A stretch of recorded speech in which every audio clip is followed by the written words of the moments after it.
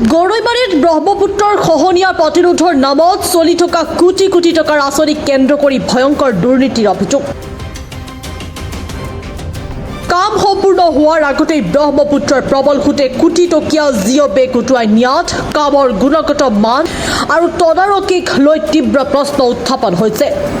কামৰূপ জিলাৰ গৰৈমাৰীৰ বৰাঘাটকে ধৰি গৰৈমাৰী নৈপৰীয়া অঞ্চলত প্ৰায় ৩০০ কোটি টকীয়া খহনীয়া প্ৰতিৰোধ আঁচনিৰ কাম চলি আছে। ব্ৰহ্মপুত্ৰ ইনষ্ট্ৰাকচাৰ লিমিটেড চমুকৈ BIL নামৰ ব্যক্তিগত প্ৰতিষ্ঠানে লাভ কৰা খহনীয়া প্ৰতিৰোধৰ নামত ব্যাপক লুণ্ঠন চলোৱাৰ অভিযোগ উত্থাপন স্থানীয় ৰাইজৰ অভিযোগ অনুসৰি নিম্নমানৰ সামগ্ৰী ব্যৱহাৰ আৰু সঠিক কাৰিকৰী নিয়ম পালন নকৰাৰ ফলতেই আৰম্ভণিতে জিঅ' বেগ নদীৰ সোঁতে উটুৱাই নিয়ে। দুৰ্ভাগ্যজনক কথা, তেওঁলোকে কাম এতিয়ালৈকে সমাপ্তই হোৱা নাই। অনগোয়িং কাম এটাৰ মাজে মাজে কৰিছে আৰু মাজে মাজে ব্ৰহ্মপুত্ৰ নদীৰ খহনীয়াই খহাই লৈ গৈ আছে। গতিকে তেওঁলোকে অতি নিম্নমানৰ কাম কৰি আছে, আমি দেখিবলৈ পাইছোঁ। আৰু এই বিষয়ে আমি কেইবাবাৰো আপোনালোকৰ মিডিয়াৰ জৰিয়তেও আমি অৱগত কৰিছোঁ। বিভাগীয় কৰ্তৃপক্ষক আমি ইয়াতে মাতিছিলোঁ, তেওঁলোকে আহিছে, চাই গৈছে। তাৰ পিছতো তেওঁলোকৰ হেমাহি, বিভাগীয় কৰ্তৃপক্ষৰ হেমাহি আৰু যিটো কোম্পানীয়ে কাম কৰি আছে এই কোম্পানীৰ মানে চূড়ান্ত হেমাহিৰ কাৰণে এই নিম্নমানৰ কাম হৈছে। আৰু নিম্নমানৰ কাম হোৱাৰ কাৰণে এই কাম সম্পূৰ্ণ নোহোৱাতেই আকৌ নদীয়ে খহাই লৈ গৈ আছে। গতিকে আমি আপোনালোকৰ চেনেলৰ জৰিয়তে জিলা উপায়ুক্ত ডাঙৰীয়াক আৰু বিভাগীয় মন্ত্ৰী ডাঙৰীয়াক বিনম্ৰভাৱে অনুৰোধ জনাইছোঁ, যাতে যিটো কোম্পানীয়ে কাম কৰি আছে এই কোম্পানীয়ে যাতে উন্নতমানৰ কাম কৰে আৰু ভৱিষ্যত আমাৰ এই অঞ্চলত যিখিনি ৰাইজ আছে, বসবাস কৰি আছে, এই ৰাইজৰ যাতে সুৰক্ষা হয়।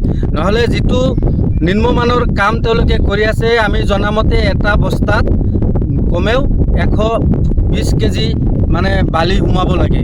কিন্তু আপোনালোকে যদি এই বস্তাবিলাক আপোনালোকে জোখমাখ কৰে, আপোনালোকে চাব 70-80 কেজিকৈ তেওঁলোকে বালি ভৰাই এই বস্তাবিলাক এই পাৰে দি দিছে, যাৰ কাৰণে অলপ সোঁত বহাৰ লগে লগে এই বস্তাবিলাক সোঁতে উঠাই লৈ গৈ আছে। গতিকে আমি মন্ত্ৰী ডাঙৰীয়াক মই অনুৰোধ জনাইছোঁ যে আপোনালোকে বিশেষ ব্যৱস্থা গ্ৰহণ কৰক, নহ'লে কিন্তু আমাৰ এই অঞ্চলৰ হাজাৰ হাজাৰ ৰাইজ জনসাধাৰণ ওলাই আহিব এই বিভাগীয় কৰ্তৃপক্ষৰ বিৰুদ্ধে আৰু যিটো কোম্পানীয়ে কাম কৰি আছে এই কোম্পানীৰ বিৰুদ্ধে। আৰু এটা কথা আমি লক্ষণীয়ভাৱে দেখিবলৈ পাইছোঁ, আমাৰ যিজন নৱগঠিত চমৰীয়া সমষ্টিৰ বিধায়ক ৰেকিবুদ্দিন আহমেদ ডাঙৰীয়া, তেখেতে বিভিন্ন কামত সৰব হৈ থকা দেখা যায়।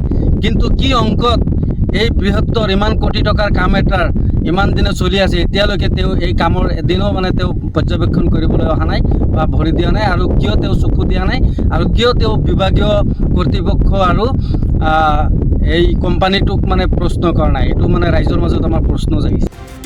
এই ঘটনাৰ পিছতে ক্ষোভিত স্থানীয় ৰাইজে সমগ্ৰ ঘটনাৰ নিৰপেক্ষ তদন্ত, কামৰ গুণগত মানৰ বৈজ্ঞানিক পৰীক্ষা আৰু দোষীসকলৰ বিৰুদ্ধে কঠোৰ ব্যৱস্থা গ্ৰহণৰ দাবী জনাইছে।